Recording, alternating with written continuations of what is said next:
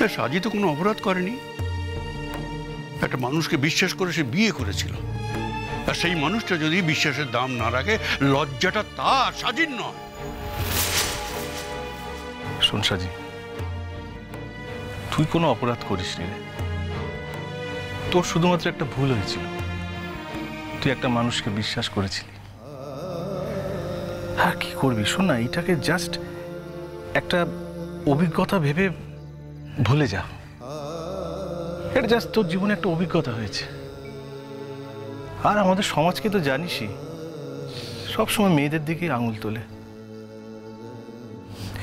দেখ সাজি,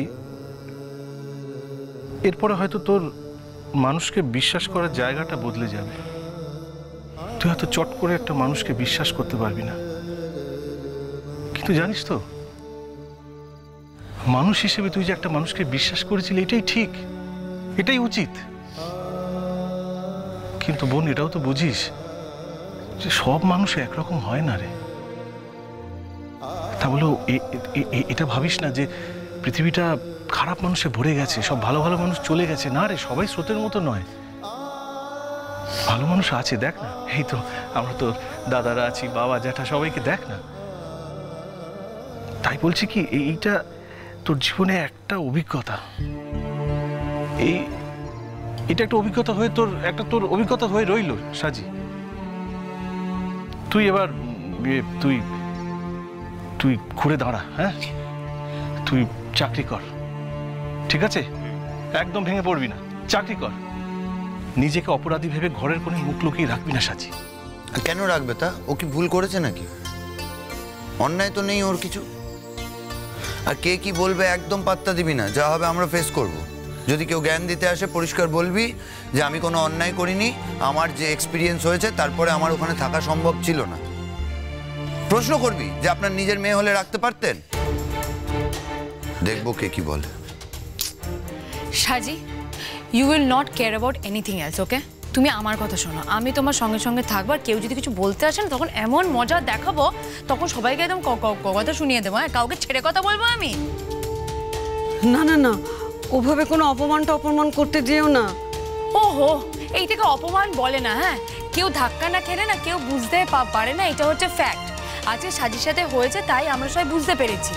আজকে যদি ওরা তাও এসব জেনেও যদি জিজ্ঞেস করে যে কেন আছে, কেন ছেড়ে এলো, তখন আমি ওদেরকে জিজ্ঞেস করবো যে আপনাদের মেয়েদের সাথে এরকম হবে না, তার কি গ্যারেন্টি আছে?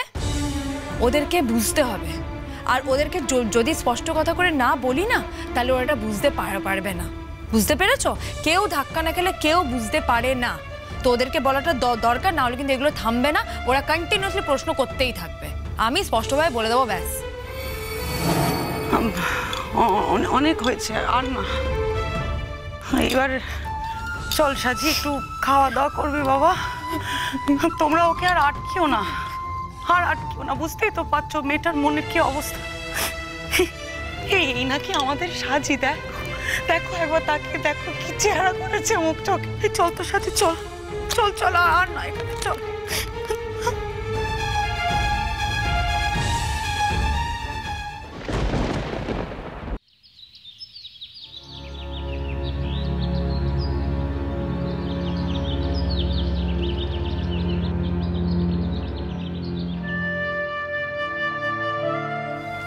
দাদা, দাদা, আরে আসুন আসুন আসুন, বসুন বসুন বসুন। সাজির সঙ্গে দেখা করতে এসেছি।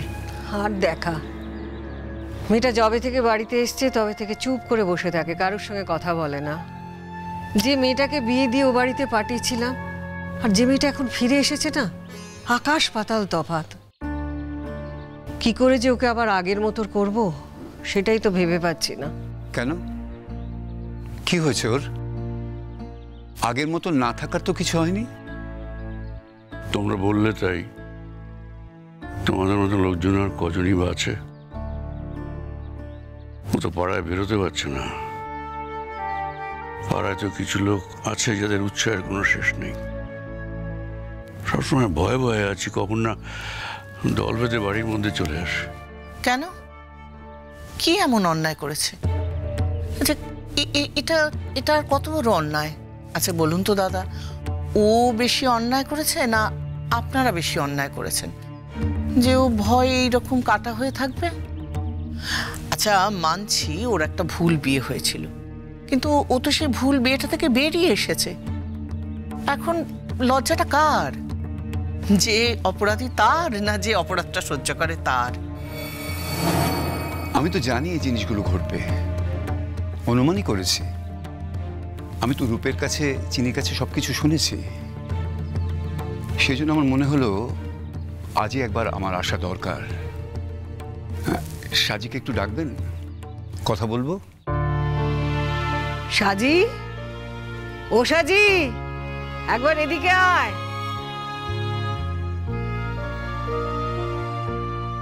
আমাকে ডাকছো বড় মা? তুমি কি করছিলে মা? ঘরেই ছিলাম। সাজি, তুই সারাদিন ঘরে থাকিস কেন? বলেছি না সবার সঙ্গে থাকবি, একটু কথা বলবি। এখন তো তোর লেখাপড়াও নেই, কেন তুই এরকম ঘরে বসে আছিস? না, ওই চাকরির জন্য মেল করছিলাম।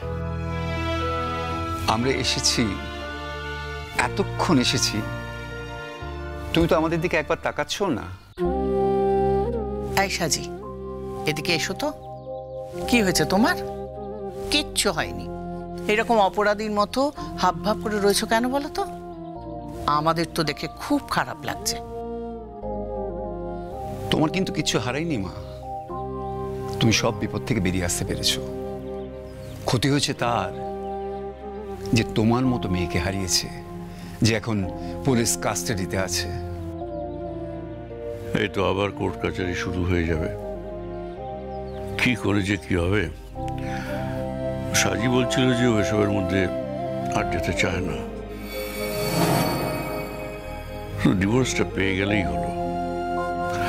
আমরাও সেই কথাই ভাবছিলাম, সাজিকে আর পাঠাবো না। এসবের মধ্যে গেলে ওর মনের চাপটা আরো বাড়বে। ও যা করেছে তার জন্য যদি পুলিশ এমনি শাস্তি দেয় তো দিক, আমরা এর মধ্যে আর জড়াতে চাই না। আপনি ভুল করছেন দাদা, আপনার কাছে এই ভুলটা আমি এক্সপেক্ট করি না। এইরকম একটা ছেলেকে যদি দৃষ্টান্তমূলক শাস্তি দেয়া না হয়, তাহলে আরো তো অন্য মেয়েরও ক্ষতি করবে, আর এটা তো আমরা হতে দিতে পারি না। কি বল সাজি? আচ্ছা, গুনগুন কোথায়? আছে বোধহয় এদিক ওদিক কোথাও। আচ্ছা, গুনগুন কি বুঝতে পারেনি যে আমরা এসেছি?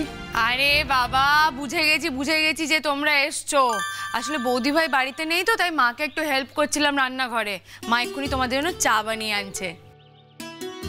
তাই বলি, দেখো কিরকম লক্ষ্মী মেয়ে হয়েছে। লক্ষ্মী মেয়ে হয়েছে মানে? ও তো চিরকালীন লক্ষ্মী, ওর নতুন করে লক্ষ্মী হওয়ার কোনো ব্যাপার নেই। তুই মাঝে মাঝে এমন বলো না লক্ষ্মী মেয়ে হয়েছে। গুনগুন, তুমি ছাড়া কিন্তু এই কাজটা সম্ভব হতো না। আমি ফুল এনেছি, দুটো বোকে। এক, সাজিকে আমি অভিনন্দন জানাতে চাই, ও সব বিপদ থেকে নিজে বেরিয়ে এসেছে বলে, নিজে রুখে দাঁড়িয়েছে বলে। এ নাও সাজি, নাও। হাসবে না? হাসবে একটু। আর গুনগুন, তোমাকে একটা বিশেষ অভিনন্দন জানাতে চাই। সাজি তো বলেনি, তুমি প্রথম বাড়িতে এসে শেয়ার করেছো এই কথাগুলো। এই নাও। আঙ্কেল, এটাতে কিন্তু আমার কোনো ক্রেডিট নেই। যা করেছে সাজি নিজে করেছে। ঠিক। তবু সাজি তো একা ওই বিপদ থেকে বেরোতে পারেনি। ওরা তো ওকে একেবারে নরকের দ্বার পর্যন্ত নিয়ে যেতে চেয়েছিল। সেখানে ও রুখে দাঁড়িয়েছিল বলে ও বেঁচে গেছে।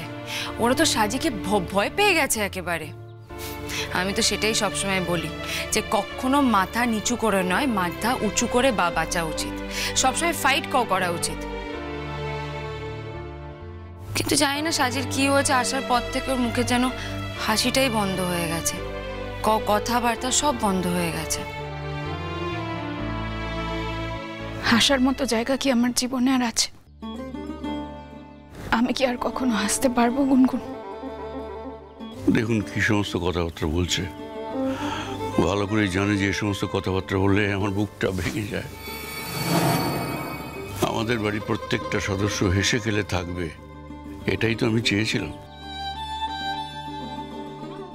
সেই চাওয়াকে তো আমি নিজের হাতে শেষ করে ফেলেছি জ্যাঠাই। তোমাদের চাওয়াকে তো আমি সম্মান করতে পারিনি। আমি তো নিজেই নিজের বিপদটা ডেকে এনেছিলাম জ্যাঠাই।